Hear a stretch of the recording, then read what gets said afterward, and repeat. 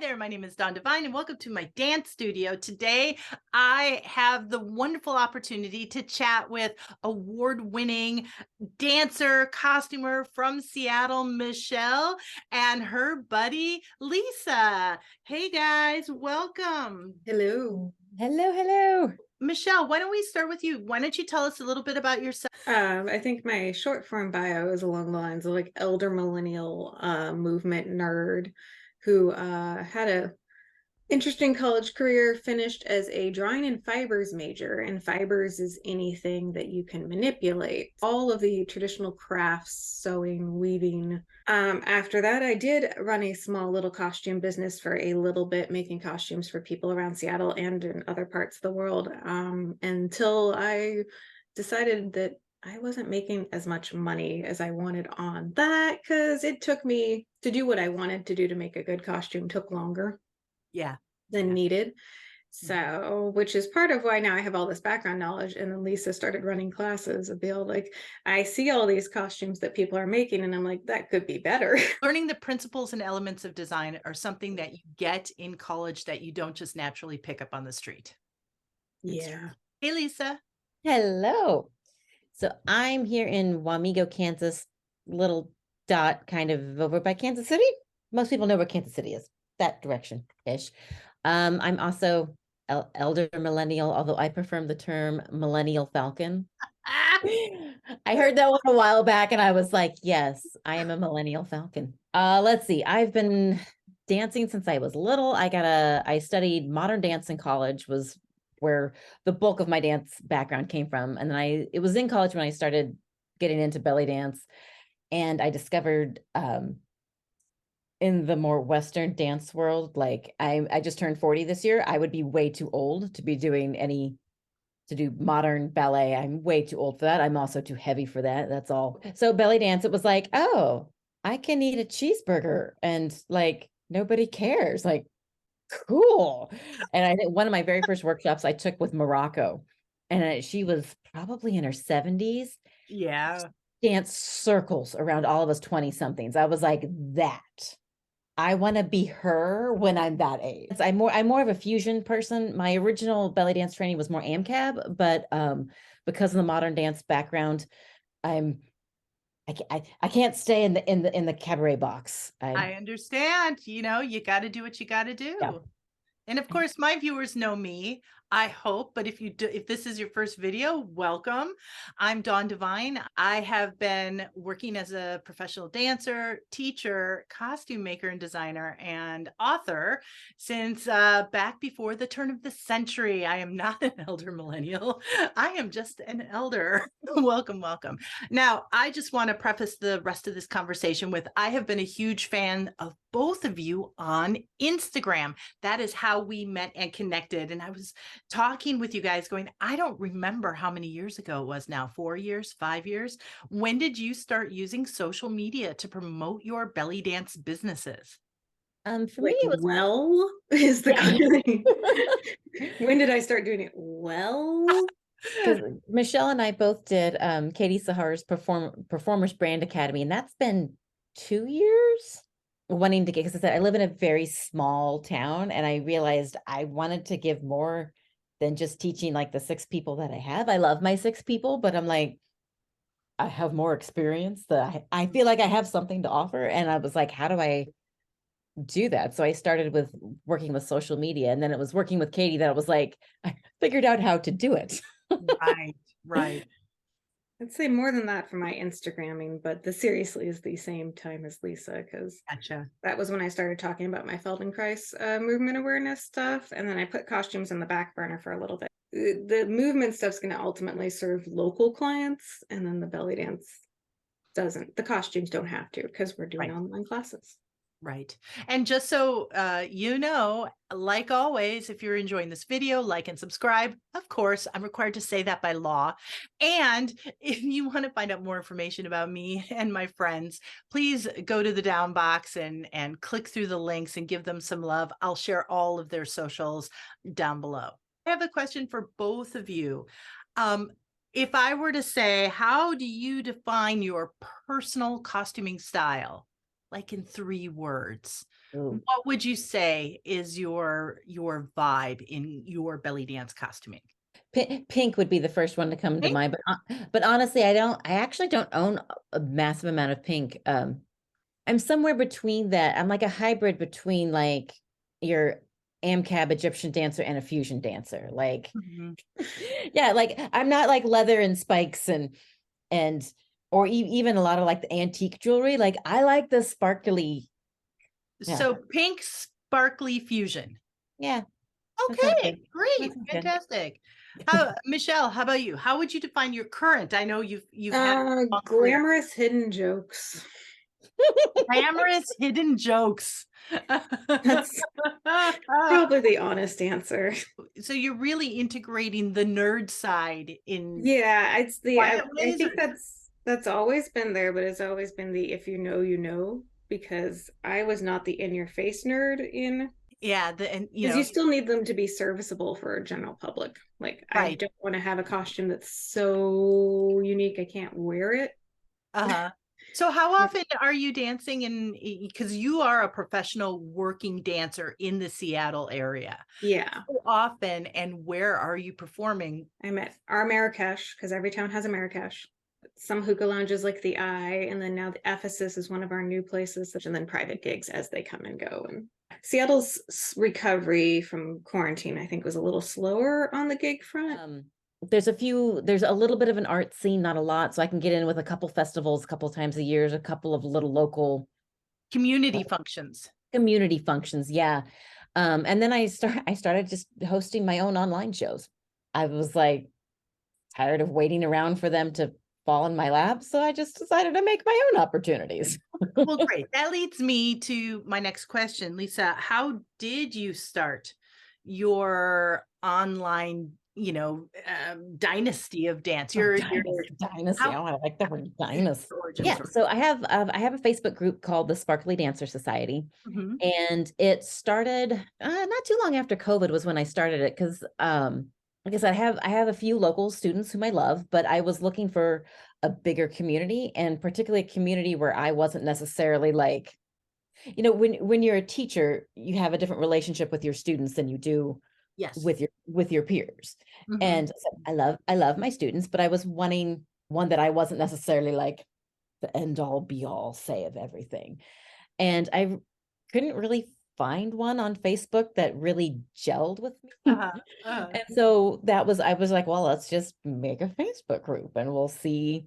Are we 300? We're real close to 300 people right Oh, now. nice. But Nice. yeah, so it's growing. We've got dancers we're pretty predominant in the US, but we've got dancers from all over, all different styles. So it doesn't matter if you do fusion or fat chance or AMCAP or Oriental, whatever, doesn't matter. And there's a lot of us that are like me that kind of float in between the different styles or dabble in a little bit of both. And we have dancers of all levels. We've got, like Michelle and yourself are in the group who are, more higher level. And we have some. Thank you for including me with Michelle. She just won Belly Dancer of the Year. Oh my goodness. Well, you've maybe been maybe around long like enough this. to Yeah, I've been around a long time. you have the experiences. And then we've got, little baby dancers. And then we have a lot of, and I'm stealing your term because I love this term, the lifestyler dancer, Mhm. which because I really like that term. It's which is kind It's of a good like term.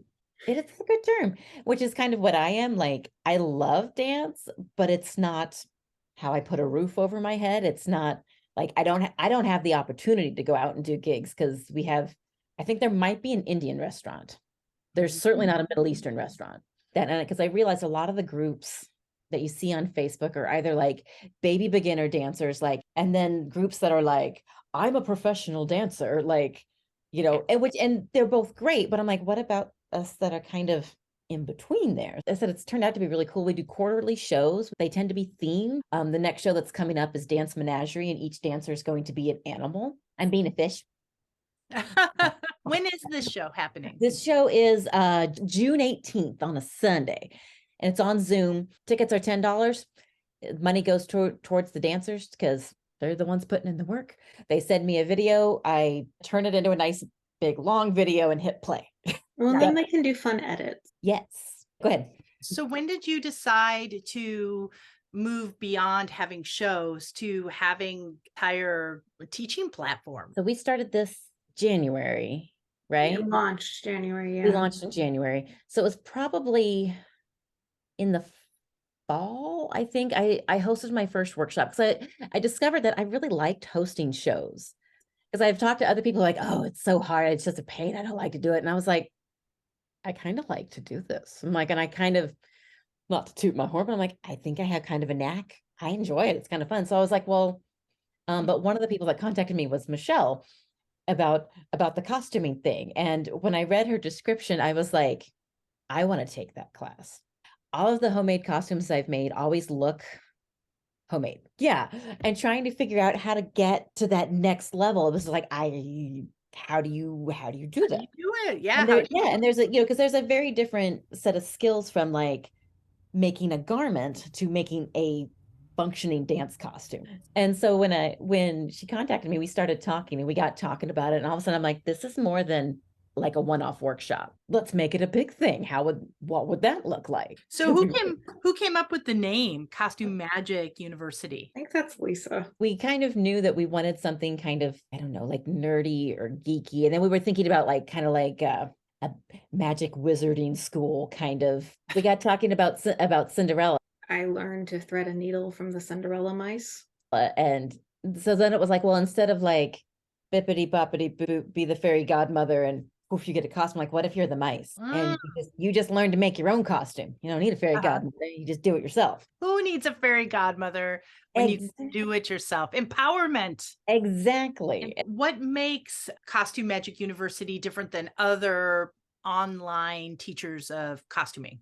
We took some of the stuff we got from Katie's courses. If we both liked some mini classes, then live classes, so we implemented. The biggest thing is the live aspect. So the whole course is like a year-long course, and we have 4 live classes where we all get together through Zoom. And the first one was bras and belts. So Michelle walked us through how to choose the right bra base to start with, how to alter it to fit to work for dancing, how to choose a flattering belt shape, how to build your belt up. Then the second one was skirts. We're getting ready to do decorating. Then the months that we don't have a live class, we have progress check-ins that are a live Zoom meeting with just the members of the course. And we have a Facebook group too. Can you tell us what some of your inspirations are and some of the sources for inspiration that you share with your students?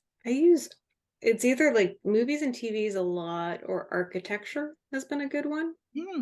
Because jewelry, like you can take an old jewelry pattern and blow it up. Same with like a Rococo, like swirly thingy can become a belt. I've done that. The first building I used was the Vienna Secession building that I was sad was not covered in my art history classes. Once I realized it was a building, I was like, this thing's cool. I do a bunch of I have a running ticker of saved costumes I like on Instagram, and I have an old Pinterest one also where it's like, I like it. And then I can go through and be like, why did I like that one? Oh, it's the shape I'm interested in. I work on deadlines personally for costumes. So you're goal oriented in your costume production. Sometimes, otherwise it just takes a lot longer. Yeah. I need it. You got to have some time parameters set in there. It winds up on the back burner and the next shiny new thing takes over and you got 20 UFOs. What's interesting is that was one of the things kind of with this workshop and the progress check-ins. We wanted you to actually make a costume. We all have purchased workshops and things that, I'm going to go back and watch this recording, and then you don't. So we wanted to incorporate that live accountability factor. So that way by the end of the year, you've got a costume. Maybe you don't have all the fine tuning done, but you've got something thing that you could add more to later. Exactly. Well, so I find that when I'm, as a costume teacher myself, one of the reasons why we're chatting is because we are colleagues in this world of dance costuming. Are there some things, Michelle, that you like to really stress, some pet peeves that you're trying to work through to help? I think we'll get through some of that in the design course coming up for sure, of the it takes more than you think, and the overall image. Because my best example is I got to go to Convergence, the weaving convention, and as you know, with any fiber arts people, I remember the fashion show and they talked about how they spun the yarn, wove the yarn, made a garment out of the yarn, all these little pieces, hand dyed this stuff, and then it was just this fluffy coat thing of no shape, and it was just so ugly.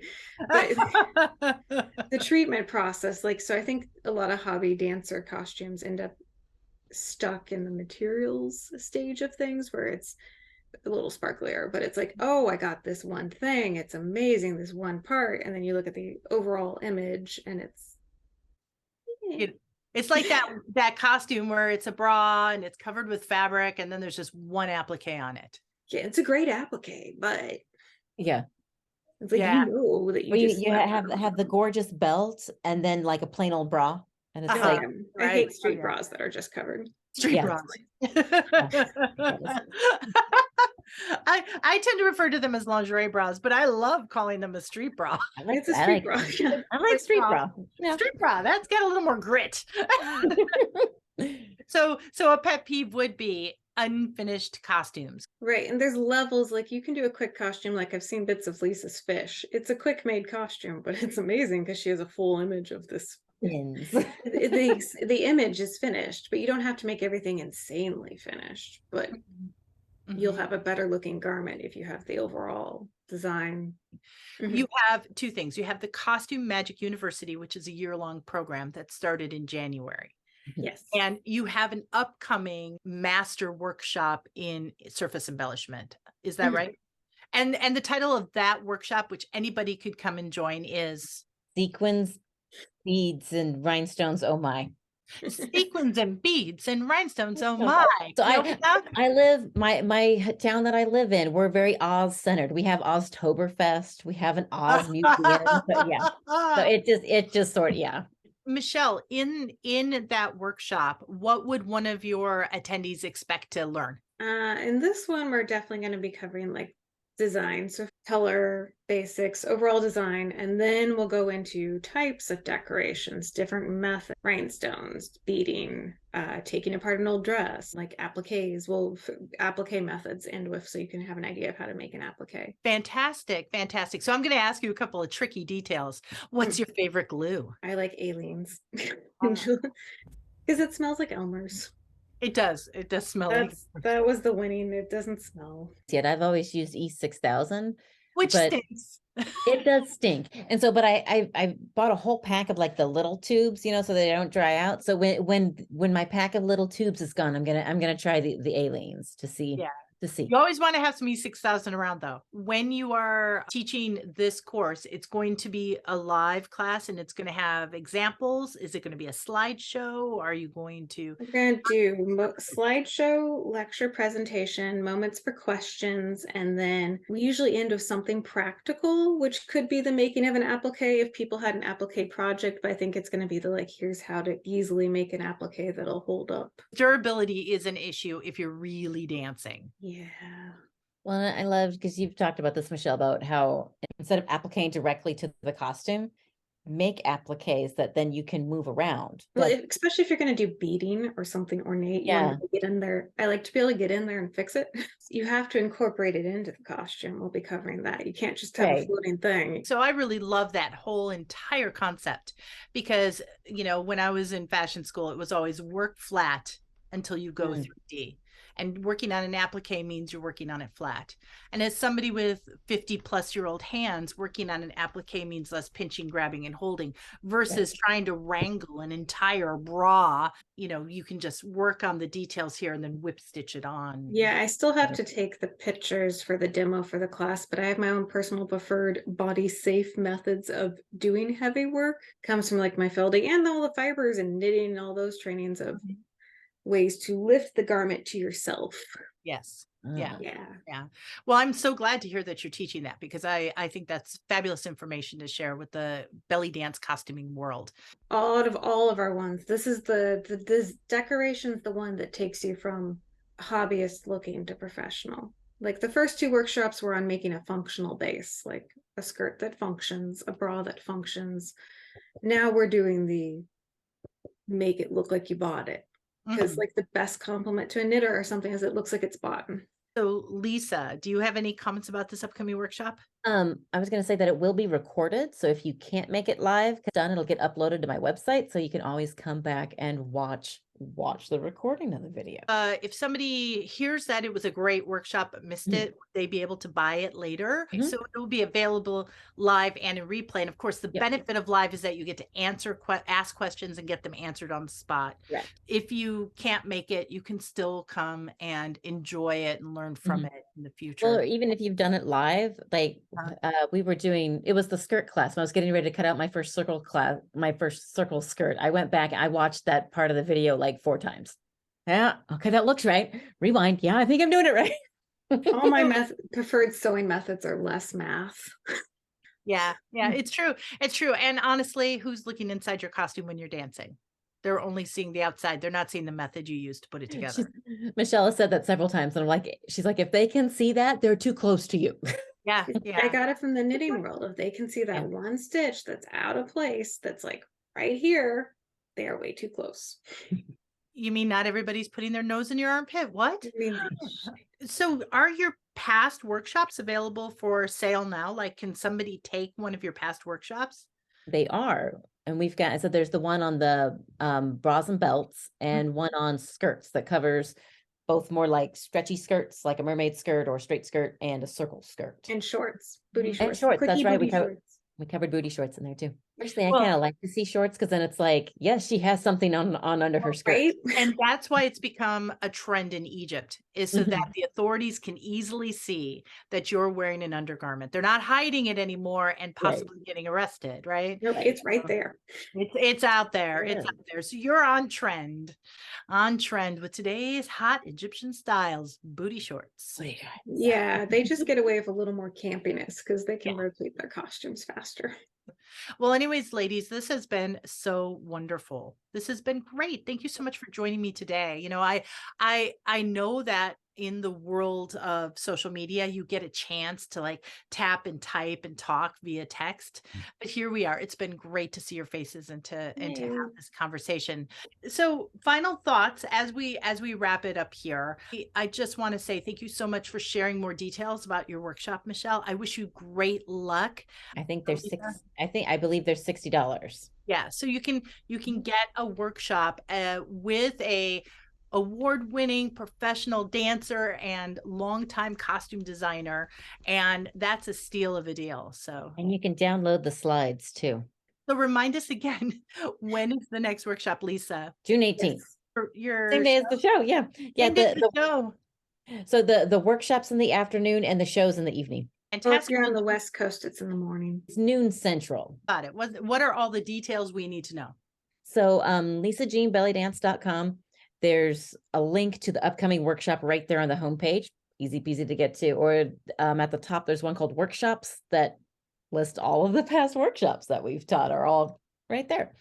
Wonderful. Wonderful. I just want to wish you luck, because the thing is that here in this world of belly dance, there's a lot of competition among people. There's a lot of rivalries, whether they're imagined or real.